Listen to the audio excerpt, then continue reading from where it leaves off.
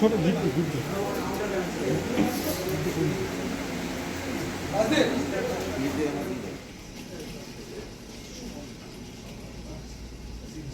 একটু চিকলুক দাও মন দাও দাদা মেয়ের বাচ্চারা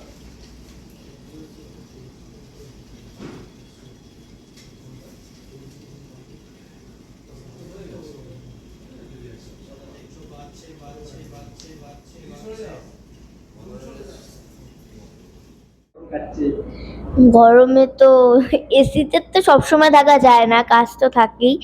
তো তাছাড়া গরমকাল আমার খুব ফেভারিট একটা ওয়েদার, তো আমার খুব ভালোই কাটছে, খুব ফেভারিট।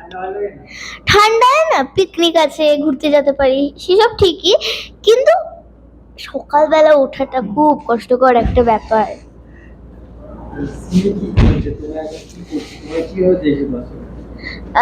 এই মুহূর্তে তোমরা আমাকে দেখতে পাবে সান বাংলায় আকাশ কুসুম ধারাবাহিকে, যেখানে আমি শ্রেয়া চরিত্রে কাজ করছি। এখানে সবাই, প্রত্যেকটা ক্যারেক্টার খুব ভালো, খুব মজাদার। এখানে আসলে তোমার কাজ বলে মনে হবে না, আমরা এন্টারটেনই সারাদিন এত করতে থাকি।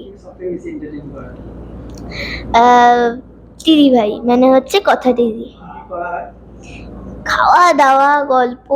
আর বিকালবেলা হলেই এই স্টুডিওটা আমাদের মেন মেকআপ রুম হচ্ছে ভিলাইনে, কিন্তু আমাদের ধুলাগড়েই সবাই বেশিরভাগ সময় কাটায়। আর বিকালবেলা ফ্লোরের সামনে সবাই চেয়ার নিয়ে বসে গল্প করতে বসে। এক একদিন এক একটা টপিক নিয়ে কথা চলতেই থাকে, অনেকক্ষণ গল্প হয় পুরো। আমার পয়লা বৈশাখে 7টা ড্রেস হয়েছে, আর আমার এখন থেকেই পড়া স্টার্ট হয়ে গেছে। প্রতি বছরের মতো পয়লা বৈশাখে একটু ঘুরতে যেতেই হবে। আর তার সঙ্গে পয়লা বৈশাখের না কটা জিনিস, মানে কটা খাবার দাবারের পুরো চার্ট করা থাকে, প্রতি বছর সেই কটা জিনিস খেতেই হবে। খুব ভালোবাসি মাটন। আমি যে কোনো অবস্থায়, যে কোনো মুহূর্তে মাটন খেয়ে নিতে পারবো। হ্যাঁ হ্যাঁ, বিরিয়ানিটা, মাটনটা ঠিক ভাল লাগে না। আমার ভাল লাগে হচ্ছে নর্মাল বিরিয়ানি, আলু আর রাইসটা হলে আমার বিরিয়ানি পুরো খাওয়া হয়ে যাবে।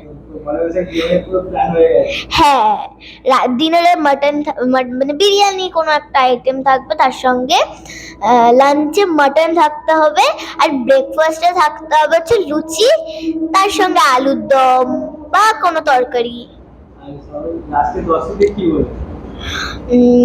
লাস্টে তোমাদের সকলকে জানাতে চাই নববর্ষের অনেক শুভেচ্ছা। তোমরা ভালো থাকো, সুস্থ থাকো, মন দিয়ে খাওয়া দাওয়া করো, আর খুব আনন্দে থাকো।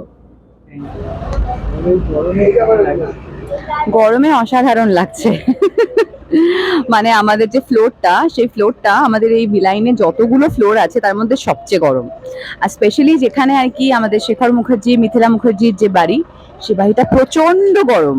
তো কোথাও একটা আকাশ কুসুমের রক্তিম দেববর্মনের বাড়িটা একটু ঠান্ডা পাচ্ছে, আমরা প্রচন্ড গরমে কাহিল হয়ে যাচ্ছি পুরো। এসি ফ্যান সব একসাথে চলছে, একদিক থেকে ঠান্ডা হাওয়া, একদিক থেকে গরম হাওয়া। Life is beautiful. আমাদের এখানে একটা মহাপর্ব হচ্ছে, সবাই জানে মোটামুটি। ঘটনাটা ঘটছে হচ্ছে অষ্টমঙ্গলা নিয়ে। ডালি তো বাড়ির মেয়ে, মানে শেখরের দত্তক কন্যা। মিথিলা মানে আমি তাকে একদম পছন্দ করি না, কিন্তু শেখরের শরীরের কথা ভেবে, সবকিছু ভেবে, এই প্রোমোটাও দেখেছেন দর্শকরা, যে সবকিছু ভেবে আমরা ডালিকে নিয়ে আসছি বাড়িতে। এবং যথারীতি আসার পরে আমি একটা না একটা ফোড়ন দিয়ে দিচ্ছি, এবং সেই ফোড়নের পরে আরও নানান রকম ব্যাপার স্যাপার ঘটছে আর কি। সেগুলো কি এক্স্যাক্টলি ঘটছে, কি ফোড়ন দিয়েছে, এগুলো দেখতে গেলে তো দেখতেই হবে আকাশ কুসুম। আমি না খুব একটা খাদ্য রসিক, মানে ভোজন রসিক নই আর কি।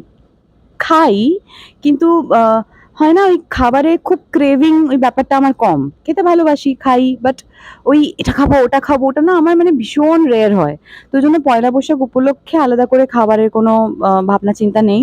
যতদিন মা ছিলেন তখন মা বেশ সুন্দর সুন্দর রান্না করে খাওয়াতেন পয়লা বৈশাখের দিন। তো মা যাওয়ার পর থেকে আর হয় না পয়লা বৈশাখের মায়ের হাতে স্পেশাল রান্না। এর বাইরে এমনি টুকটাক বাড়িতেই থাকি, পড়াশোনা করি, পুজো আর্চা করি, এটা দিয়েই কেটে যায় আমার পয়লা বৈশাখ। আর কি বলবে আজকে দর্শকদের? দর্শকদেরকে বলতে চাই আকাশ কুসুম দেখুন, প্লিজ দেখুন, কারণ গল্পটা পুরো টান টান চলছে। না দেখলে কিন্তু আপনারাই মিস করবেন। And thank you so much আমাদের সবাইকে এতটা ভালোবাসার জন্য। শুভ নববর্ষের প্রীতি শুভেচ্ছা এবং অভিনন্দন আপনাদের সবাইকে। আপনাদের নতুন বছর খুব ভালো কাটুক। Thank you. আজকে তো মহাপর্ব শুট চলছে, কি বলবে মহাপর্ব নিয়ে? কি আসতে চলেছে, কি দেখতে চলেছে? বিরাট ঘটনা, মানে যেটা কেউ এতদিন অব্দি গল্পে এক্সপেক্ট করেনি, যেখানে শেখর মুখার্জি আর রক্তিম দুজনে মুখোমুখি একই সাথে, এবং শেখর মুখার্জি যাচ্ছে রক্তিম দেববর্মনের বাড়িতে নিমন্ত্রণ করার জন্য, যাতে তারা ওদের বাড়িতে আসে। এটা বিয়ের রিচুয়াল, সেটা কমপ্লিট করার জন্য। তো এটা একদম আনএক্সপেক্টেড একটা ঘটনা আর কি। তো তারপরে কি কি ঘটছে সেটা বলবো না, সেটার জন্য ওটা দেখতে হবে। কিন্তু মানে এটা সত্যি আর কেউ ভাবতে পারবে না এরকম একটা ঘটনা হতে পারে। এমনি তো পয়লা বৈশাখ আসছে, আর এমনিও গরম পড়ছে, তো কি বলে পয়লা বৈশাখের কি প্ল্যান বা কি? আর আমাদের একটাই প্ল্যান, আমরা যেন রোজ ভালোভাবে আনন্দ করে কাজটা করতে পারি। হ্যাঁ, গরমে একটু কষ্ট হচ্ছে, ঠিক আছে, সব ওয়েদার এটা মেনে নিতে হয় আর কি। শীতেও আমাদের বৃষ্টিতে ভেজা সিন করতে হয়, পাতলা ফিনফিনে জামা পরে নদীর ধারে, গরমকালে সোয়েটার জ্যাকেট পরে করতে হয়, যার কাজের যেটা অঙ্গ। এনজয় করি আমরা এতজন মানুষ একসাথে, তো সবটাই খুব মজার মধ্যে দিয়ে হয়ে যায় আর কি। তাই বোধহয় কষ্টটা অতটা ফিল করি না। মজা কে করে তাহলে? ফ্লোরে সবাই মজা করে। ফ্লোরের আমরা সবাই একটা পরিবার, এমন একটা পরিবার যে পরিবারের সবাই দুষ্টু। আর দর্শকদের কি বলবে?